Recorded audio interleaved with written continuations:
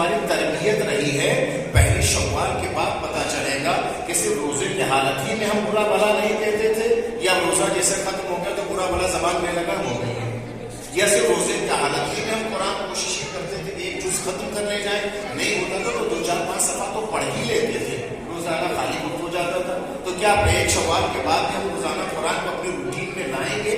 10 صفحہ نہ صحیح، 10 سطریں تو پڑھ سکتے ہیں، 10 آیتیں تو پڑھ سکتے ہیں. اگر ہم ادھر روزے کی حالت میں کسی بھی مجبور کو دیکھا جو ہماری جیب میں ہوا، یا تو اپنی جیب سے دے دیا، یا فون اٹھایا میسج کیا، کسی کو فون کر دیا کہ بھیا میں نے دیکھا کہ آپ کو بڑا پریشان تھا، اس کو گھرانے میں یہ ہے، افطار کی یہ پریشانی، اس طرح کی پریشانیاں ہیں، اپنی جیب سے کیا تو کیا کہنا، اور نہیں کیا تو سبب خیر ہے، کسی کو فون کیا. اگر صرف 1 لیٹر تیل بھی کسی کے گھر پہنچ گیا تو آپ اس میں ثواب میں صحیح اور شریک. تو کیا رمضان کے بعد بھی یہ کیفیت کسی مجبور کو دیکھنے کے بعد یہ جذبہ ہمارے دل میں جاگے گا کہ کسی مجبور کی مجبوری دیکھی جائے، کسی مظلوم کی مظلومی دیکھی جائے، کسی بھوک کی بھوک کا احساس کیا جائے، کسی پیسے کی تڑپ کو دیکھا جائے؟ اگر یہ چیزیں ہیں زبان سے لے کر کے آنکھ، ہاتھ، پیر، دل، دماغ، شعور، عقیدہ، ادراک، فہم، ان سارے چیزوں پر پھر وہی الہی پہرا ہے، تو آپ رمضان کی جو ٹریننگ آپ نے کی ہے وہ کامیاب ہے. اور اگر اس کے بعد اگر زبان میں لگام ہو جائے، ہاتھ میں مہار ہو جائے، پیروں میں کوئی کسی قسم کی پابندی کی بیری نہ رہ جائے، جو جی میں آئے کہہ رہا ہے، جو دل میں آئے سوچے جو آئے بکتے چلے جائے، کرتے چلے جائے، کہتے چلے جائے، الزام، اتہام، چاہیاری، مکاری، فریب کاری، دسیسہ کاری، دغل بازی، یہ ساری چیزیں زندگی میں دوبارہ واپس آ جائے تو ہم نے ایک مذہبی رسم منائی ہے، روزہ نہیں رکھا ہے. کیا بات ہے. ہم نے ایک مذہبی مشق اور ٹریننگ کیا ہے. ایک شریعت کے قانون کے تحت ہم نے ایک طرح کی جیسے کہا جائے اگر ایک نفسیاتی ورزش کی ہے، نفسانی ورزش کی ہے جسے روزہ کہا جائے، اور اگر جسمانی ورزش کیا ہے تو اس کو نماز کہا جائے. اور نہیں، اگر اس کے بعد تبدیلی آئی ہے تو اس کا مطلب ہے کہ رمضان نے ہم پر اثر کیا ہے، تلاوت قرآن نے ہم پر اثر کیا ہے، مجبوروں کی حاجت روائی کرنے کی ایک الگ لذت ہوگی. کتنا کریم قول ہے اس کریم مولا کا.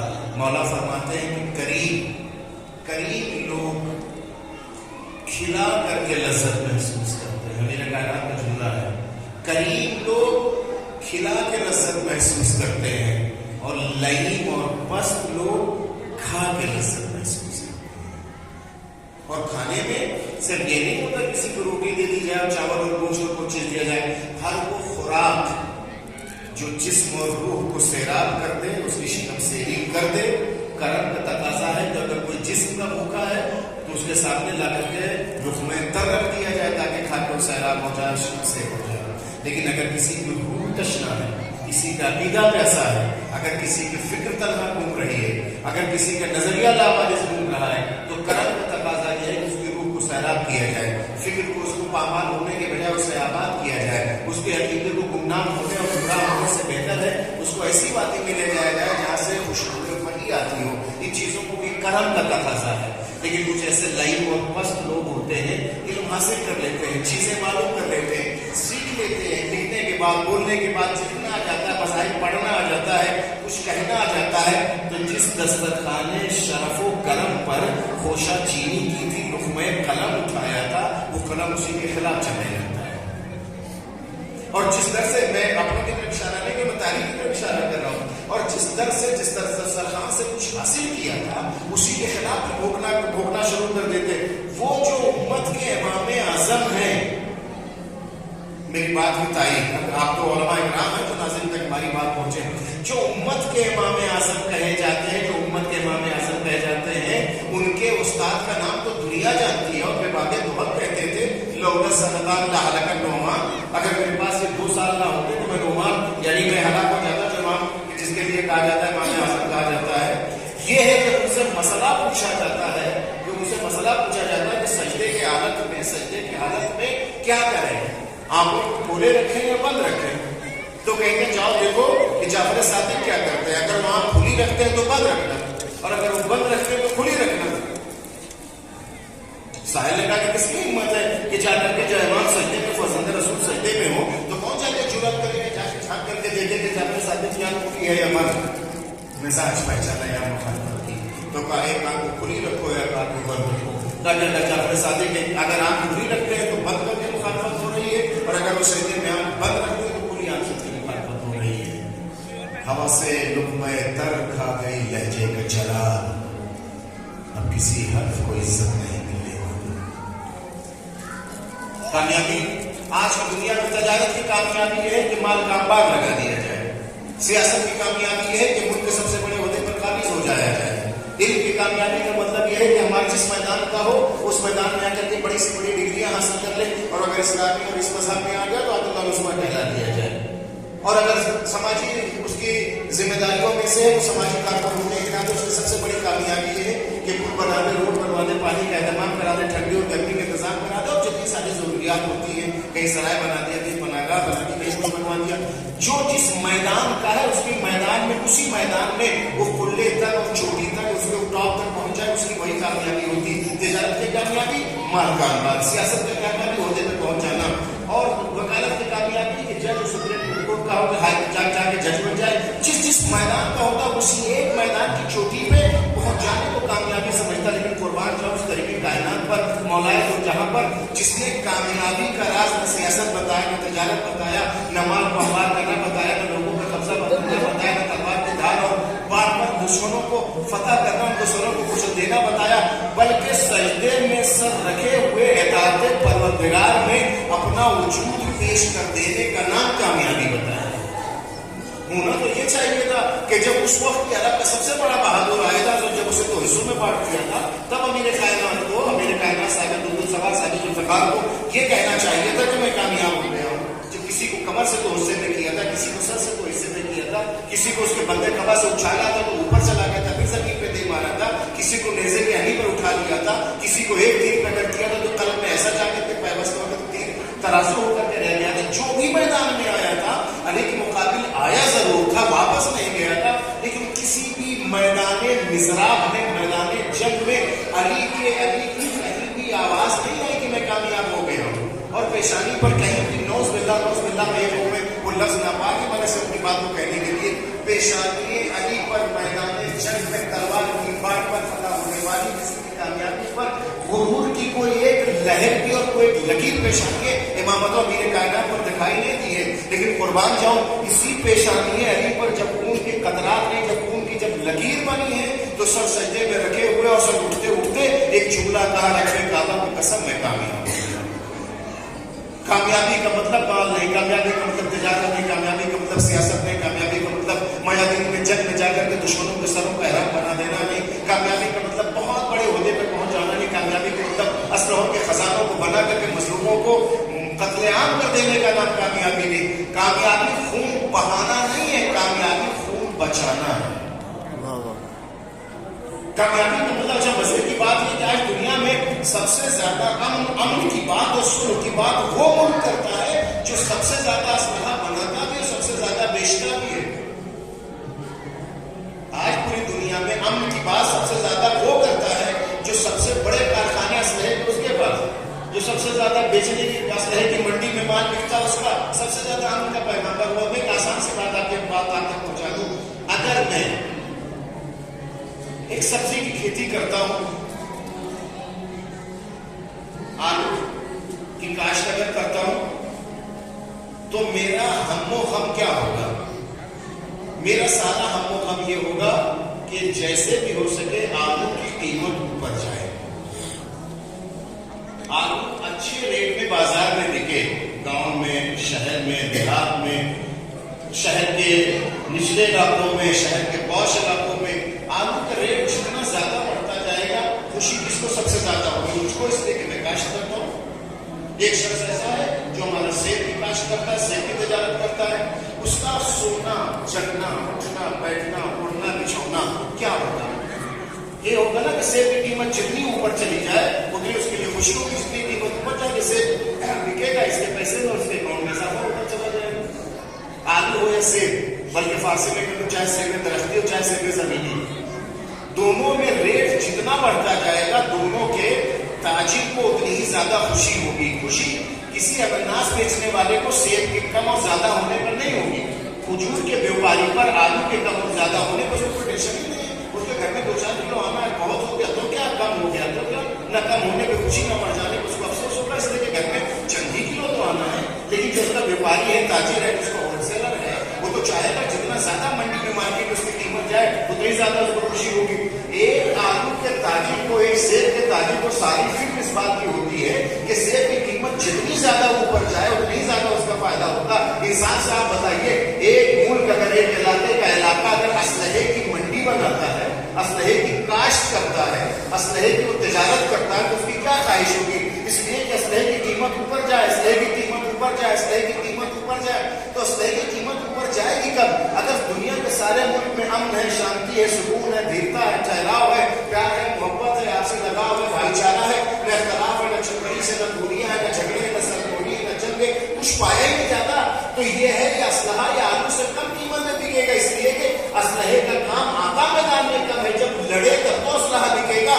آج آپ نے جانا یہ اسلامی ممالک ہو یا غیر اسلامی ممالک ایک دوسرے سے اٹھے ہوئے, ایک دوسرے سے لڑے جا رہے ہیں, لڑنے کے بہانے ڈھونڈے نہیں جاتے, ان سے ڈھونڈوائے جاتے, تلاش کرائے جاتے. کراتا کون ہے؟ ادھر سلو کا پرچم لگائے, پرچم کے نیچے اسلحہ بیچ رہا ہے. ایسا ہی ہے جس طرح سے ایک مگرمچھ کسی کو اپنے منہ میں رکھنے کے بعد کہے آؤ میں تمہیں ساحل سے بچا کر کے, موجوں اور لہروں سے بچا کے تمہیں محفوظ رکھتا ہوں. تو اگر مگرمچھ کے منہ میں گئے تو ساحل کی ہوا تو نہ ملے گی, سمندر کی لہر ضرور آپ کو اپنے سینے سے لگا دیں گی. ابھی ایک کائنات پر کروڑوں سلام ہو جس میں کامیابی کا راز بتایا ہے, کامیابی کی کیفیت بتائی ہے کہ انسان کامیاب کب ہوتا ہے اور کیسے ہوتا ہے. اللہ اکبر. ایک مہر صداقت ثبت کر دی ہے جھوٹی تاریخوں پر, بکے ہوئے مورخین پر, بکنے والے مفتیوں پر, بکنے والے محدثین پر, ان چیرا خانان بنی میاں پر جن کے وہاں یہ نعرہ لگایا جا رہا تھا کہ علی عبادت سے کیا کام ہے, علی کا دین سے کیا کام ہے, علی تو دین سے خارج ہو گئے, علی تو دین سے دور ہو گئے ہیں, علی تو دین کے دشمن ہیں, علی کو قرآن سے کیا لینا دینا ہے. مزے کی بات یہ ہے, مزے کی بات یہ تاریخ آپ کی نگاہوں کے سامنے, وہ رسول جس کا کلمہ پڑھ کر کے یہ سارے ٹکولی داڑھیوں والے مسلمان کہلائے ہیں, اسی کے بعد وہ کافر کہنے پہ تلے ہوئے ہیں جس کے باپ کا نام عبداللہ ہے, ماں کا نام آمنہ ہے,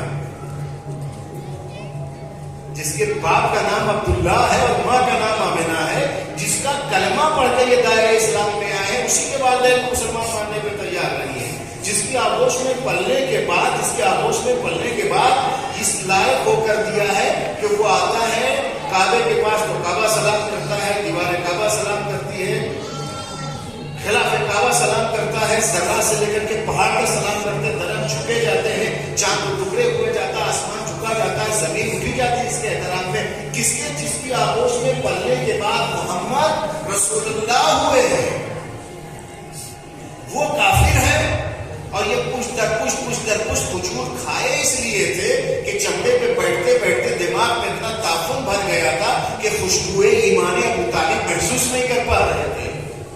جھوپڑی کے بسنے والے یہ قلعے ولایت سے واقف نہیں تھے. اور میں اکثر جملہ کہا کہ تو کیا کہنا مسلمان کے امکان کا, کیا کہنا مسلمان کے امکان کا, کیا اونچا سنتے ہیں یہ. میں اردو بولوں گا آپ کو علماء کرام, کتنا اونچا, دونوں معنی میں کتنا اونچا سنتا ہے یہ مسلمان, کتنا اونچا سنتا ہے یہ مسلمان. جب 1.25 لاکھ کے مجمع میں دن دوپہر دونوں ہاتھوں پہ اٹھا کے پیغمبر جیسا بولنے والا کلام اگر کہتا ہے, کوئی چیز جب کہتا ہے تو یہ کچھ نہیں سنتے ہیں. یہ اتنا اونچا سنتے ہیں کہ 1.25 لاکھ کے مجمع میں دن دوپہر پیغمبر جیسا قدامت ہاتھوں پہ اٹھا کر کے جب کچھ بولتا ہے تو یہ کچھ نہیں سنتے. اتنا اونچا سنتے ہیں کہ 1.25 لاکھ کے مجمع میں کچھ نہیں سنتے. اور کبھی یہ اتنا اونچا سنتے ہیں کہ اگر پیغمبر کے کان میں ابو طالب کہتے تو یہ سن لیتے ہیں. سلام محمد و آل محمد پر. آج مسلمانوں کی پستی, ذلت, رسوائی, کہیں کھڑے نہ ہونے کے قابل, ہر طرف قتل عام, ان کے خون کی ہولی کھیلے جانا, ان کے جنازوں پر ننگا ناچ ہوا جانا, یہودیت و اسرائیلیت کا ان کو رسوا سمجھنا, کسی لائق نہ سمجھنا, نام سن کر کے ان کے توہین ہونا. بات بس اتنی سی ہے کہ انہوں نے قلعے ولایت کو چھوڑا ہے, صحیفہ پر اختیار کیا ہے. انہوں نے قدیم کو چھوڑا ہے, خلافتی گڈوں کو اپنا امام مانا. بات اتنی سی ہے کہ نوکے نیزہ پر کنکریوں کے نام پر تھیلیوں کو قرآن سمجھا ہے اور قرآن ناطق علی کو چھوڑ دیا ہے. اور آج پوری دنیا میں وہ قوم, وہ ملت, وہ ادارہ, وہ ملک, وہ گاؤں, وہ علاقے, وہ فکر سر بلند کر کے اس بات پر نازاں ہے کہ وہ علی کے چاہنے والے ہیں. کہیں بھی علی کا چاہنے والا رسوا نہیں ہے. جہاں ہے سر بلند ہے, جس ملک میں ہے سر بلند ہے. ہاں وقتی پریشانیاں ہو سکتی ہیں, حالات کی گردش ہو سکتی ہے, سیاسی چکی کوئی چل سکتی ہے, کبھی الٹی کبھی سیدھی ہو سکتا ہے, اس کے پیسنے میں کبھی آ جائے, لیکن جہاں کہیں بھی آل محمد کے چاہنے والے ہیں وہ رسوا نہیں ہے, وہ ذلیل نہیں ہے. وہ جو تیل کے انبار میں بیٹھے تو ہیں لیکن عقیدوں کا تیل نکلا جا رہا ہے. وہ بڑی سی بڑی گاڑیوں میں بیٹھے تو ہیں لیکن آج تک کی ان کے عقیدے سے چمن کی خوشبو آتی ہے. وہ محلات میں تو چلے گئے لیکن فکر پہ ابھی بھی وہی آرام ہونے کا خیمہ ضرور لگا ہوا ہے. لیکن جنہوں نے قرض لے کر کے آج تک علی کو اپنا امام مانا ہے, ان کا رہبر بھی قابل افتخار ہے, ان کی قوم بھی قابل افتخار ہے, ان کے ملت بھی قابل افتخار ہے, اس مکتب اور مسلک سے لگے ہوئے لوگ بھی قابل افتخار ہے. آج تک ہمارا بچہ, بچے سے بچہ ہو سکتا ہے ان پڑھ ہو, لکھنا پڑھنا کوئی وجود کا علی کا چاہنے والا ہے ممکن, علی بے تک لکھنا نہ جانتا ہو, وہ نہ لکھنے پر افسوس تو کر سکتا ہے کہ مجھے لکھنا پڑھنا نہیں آتا, لیکن محبت علی کرنے پر اسے کبھی افسوس نہیں ہوا. آج تک کبھی نہ اس نے افسوس کیا نہ اس افسوس کو اپنی اولادوں تک منتقل کیا. بھوکا رہا ہے لیکن محبت علی کو اپنی اولادوں تک پہنچایا ہے. بوسیدہ لباس اس نے پہنا ہے لیکن اپنی اولاد کو کربلا کے ان جلے ہوئے خیام کے سائے میں پلنے والے عقیدے کو نعمت حفاظت کے ساتھ ان سینوں اور فکروں تک پہنچایا ہے. لوریاں دیتی ہیں یہ مائیں, ہو سکتا ہے ماں فاقے میں ہو اور بچے کو وہ دودھ پلا رہی ہے, کیونکہ لوریوں میں بھی فاقے کی بات نہیں کرتی, تذکرہ کرتی تو علی اور اولاد علی کا تذکرہ کرتی. آج اگر مسلمان اپنی کھوئی ہوئی عزت کو واپس پانا چاہتے ہیں, اپنا اقتدار واپس لینا چاہتے ہیں, اگر اپنی عزت واپس لینا چاہتے ہیں, اگر اپنے خون کو بہنے سے روکنا چاہتے ہیں, تو ایک راستہ ہے صرف کہ وہ واپس آ جائے در آل محمد پر. آل محمد کے دامن کو تھام لے. خدا قسم میں سیاسی گفتگو نہیں کرنا چاہتا ہوں, میں نام لینے کی ضرورت محسوس نہیں کرتا ہوں. دنیا کے جس بھی کونے میں علی کے گھرانے کی یا علی کی اولاد ہے یا علی کے ہم نام اور علی کے اولاد کے ہم نام ہے, جہاں جہاں بھی جس ملک میں سربراہی کر رہی ہے وہ ملک سربلند ہے, وہ قوم سربلند ہے, وہ ملت سربلند ہے. ہو سکتا ہے ملک میں کروڑوں کی گاڑیوں میں گھومنے والے ہوں لیکن ان کے فکر پر غلامی کا رسا پڑا ہوا ہے. ایک ملک میں کھانے کا نہ ہو لیکن وہ ایسا سینے کو اپنے سر کو اٹھا کر کے گفتگو کرتا ہے, نہ منشیات عالی ہے. یہودیت لرزہ برندام ہے, بھوکے خوشحال ہے, محلوں میں رہنے والے لرزہ برندام ہے. وجہ یہ ہے کہ یہ مرحب کی اولاد ہے, وہ علی کا چاہنے والا ہے. میری التجا ہے آپ سے جو موجود ہے اور جہاں تک ہماری آواز جائے جو سنیں, بھوکے رہ جائیں, پیاسے رہ جائیں, جس چھت کے نیچے بیٹھے وہ ٹپکتی رہے, فرش نام کی کوئی چیز نہ ہو, کیچڑ میں بیٹھے, مگر کربلا اپنے بچوں تک ضرور پہنچے. بھوکے رہے مگر کربلا کے پیاسوں کو اور ان کی محبت کو اپنی اولاد تک ضرور پہنچا. اگر یہ چاہتے ہیں کہ گرمی محشر کی تمازت اور گرمی سے محفوظ رہیں تو چادر زہرا اور زینب کا تذکرہ. اگر یہ چاہتے ہیں کہ آپ کے بچے روز محشر زہرا سلام اللہ علیہ کے ارد گرد رہیں اور بی بی نوازش کریں, تو ان بچوں کو اور باپ کے اس نونہال کا تذکرہ ضرور سنائیں جو مسکراتا تو رہ گیا, زخم کھانے کے بعد مگر جب تک جیا ہے ماں کو رونے نہیں دیا. میں 2-3 جملے سے کیا کہنا اس مہینے کا, کیا کہنا اس ذات والا صفات کا. تمام شیعہ کا سردار کا نام علی, تمام مہینوں کے سردار کا نام رمضان, تمام عبادتوں کی میرا جو سردار کا نام نماز, نماز کے سردار کا نام سجدہ. اور یہ تمام تر سیادتیں جہاں ایک ساتھ جمع ہو گئی ہیں, تمام تر مسجدوں میں چند ایسی مسجدیں ہیں جو تمام مسجدوں کے سردار, جس میں ایک مسجد کوفہ, جانے والا سردار, جس مہینے میں گیا وہ سردار, جس عبادت میں گیا وہ سردار, جس عبادت کی کیفیت میں گیا وہ سردار, جس مسجد میں گیا وہ سردار. ایسا لگتا ہے کہ سرداری اور سیادت علی کے وجود میں سمٹ رہی تھی. یہ میرے عزیزوں نے رسول کے جملہ امیر کائنات کے فرق اقدس پر سر مبارک پر तलवार जब लगी है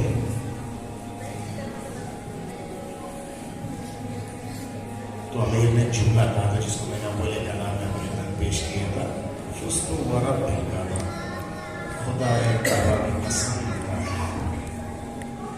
कैफियत थी इमाम किए कि मेहराब से मेहराब को उठाते थे, जख्म पैदा किए जाते थे। ये आवाज़ जब हसनैन करीमैन की काबा को पहुंची और आप फैला में थे तो वो नजर आते से इमाम ने इशारे से कहा मेरे लाल नमाज तमाम। हसन मुश्तबा ने नमाज तमाम करे। मेहराब मस्जिद कोफा अली के खून से तकलीफ हो गई। तारीख में लिखा है कि जख्म इतना गहरा था और जहर इतना असर कर गया था उसी लम्हे कि अली जैसा फातिह, अली जैसा बहादुर जब तशहुद की हालत जैसी होती, जब बैठे थे तो कभी दाएं झुक जाते थे और कभी बाएं झुक जाते थे। इमाम की एक कैफियत थी। नमाज तमाम होने के बाद तारीख में लिखा है कि इमाम को उठाया गया और इमाम को मस्जिद से घर की जानिब ला रहे थे। दाहिना हाथ हसन मुश्तबा के शाने पर था, बाया हाथ हुसैन शहीद करबला के शाने पर था और इमाम कदम रखते कहीं और था, पढ़ते थे पढ़ता कहीं और थे। इसी कैफियत में हम पढ़ते वाह अलिया वाह मुसीबता वाह गुरबता के नारे लगाए जा रहे थे। सारे हुजूम था चाहने वालों का, लोग गिरिया करते हुए आगे बढ़ते आ रहे थे। आप लोगों ने मस्जिद कुफा और बैत इमाम अली का फासला देखा ना, कोई बहुत ज्यादा फासला नहीं है। उस फासले को तय करते करते तारीख में लिखा है कि जब इतना करीब आ गए कि बैतुश्शरफ बिल्कुल नजदीक आ गया तो इमाम ने नहीफ आवाज में हसन मुश्तबा से कहा मेरे लाल इन चाहने वालों का शुक्रिया अदा कर लो और इससे कह दो कि अपने घरों को चले जाएं। बाबा ये आपके चाहने वाले चाहने पिदर में जानता हूँ, इनसे शुक्रिया अदा करके कह दो अपने घरों को चले जाएं, इसलिए कि घर करीब आ रहा है। मैं इस कैफियत को देख करके ज़ैनब बर्दाश्त न कर पाएगी। ज़ैनब के रोने की आवाज कहीं इनके कानों तक न जाए। ये मेरे गैरतदार आसान बाप का गम है, भाइयों का साया है, बैतुश्शरफ में है आपकी बेटी आपका सख्ते करके रो रही है ना, आपके चाहने वालों के कानों तक बेटी की आवाज जाना आप बर्दाश्त नहीं करते। ए मौला अमीरुल मोमिनीन है आप, दुनिया के 3/4 हुकूमत के मालिक है आप, बरसर इख्तिदार है आप, बेटी शहजादी है आपकी। आपको इस गैरत को आपकी अपनी गैरत जवाब नहीं देती कि कोई आपकी आवाज बेटी की सुन सके। ए मौला सिर्फ 2 दहाइयों के बाद यही शहर कूफा होगा। मैं एक वाक़या पढ़ूंगा आपकी ज़हमत तमाम। अमीर कायनात जब मदीने से कूफे आए हैं और मरकज़ हुकूमत को कूफे बनाया है, कुछ दिनों के बाद ज़ैनब कुबरा सलामुल्लाह अलैहा मदीने से कूफे आई। मैं ये कहूँ कि ज़ैनब ने अपनी जिंदगी में 2 बार कूफे का सफर किया है। ज़ैनब ने अपनी जिंदगी में 2 बार कूफे का सफर किया है। एक बार अपने भाई हसन मुश्तबा की सरबराही में और बनी हाशिम के जवानों के साथ। तारीख में लिखा इमाम हसन मुश्तबा जब इस काफिले को लेकर के आए 2 मंजिल दूर रह गए थे। एक खत लिखा बाबा के नाम के बाबा हम फला मस्जिद में पहुंच गए, 2 मंजिल दूर है कूफा। ज़ैनब मेरे साथ है, क्या हुक्म है? खत को पढ़ने के बाद अमीर कायनात लिखा जाके पिदर अहलन मुबारक और खुशआमदीद, लेकिन चूंकि ज़ैनब तुम्हारे साथ है जहां हो वहीं रुक जाओ। रात का जब सूरज डूब जाए, रात की तारीकी फैल जाए, बाजारों की रौनकें खत्म हो जाए, लोगों की आमद और रफ्त में कमी हो जाए, तब अली की बेटी को रसूल की निवासी को लेकर के आना। हमको पढ़ने के बाद हसन मुश्तबा ने इंतजार किया, सूरज डूब गया, रात का अंधेरा फैल गया, बाजार की रौनकें खत्म हो गई, तब अली की बेटी ज़ैनब आई। किसके साथ? अपने भाई के साथ। एक मेरा 2 दहाई के बाद एक बार ज़ैनब फिर कूफे आई है। शिब्र ने अपने ज़ात को खत लिखा है, शिब्र ने ज़ात को खत लिखा है, हम आ गए हैं, 2 मंजिल दूर है, अली की बेटी ज़ैनब हमारे साथ है। क्या हुक्म है? लिखा था लेकिन मज़मून वही है, लहजा बदल गया है। रुक जाओ, जब सूरज निकल आए, बाजार की रौनकों में इजाफा हो गया, जब लोगों की आमद और रफ्त में इजाफा हो गया, तब लेकर के आ गया। ए मेरे अल्लाह का शहजादी थी, आज कैदी बन के आई है ज़ैनब, आज कैदी और असीर बन करके आई है ज़ैनब। मर्दों जितने जब वहां आई थी 20 साल पहले जब ज़ैनब आई थी, इस्तेमाल किया गया था, खवातीन और चाहने वालों ने अपने हल्का बनाया था, एक चादर घेर दिया गया था, उस चादर के घेरे में ज़ैनब अपने कदम को बढ़ा रही थी। और 20 साल के बाद जब ज़ैनब आई, कूफे के चौराहे पे रोक दिया गया, मुनादी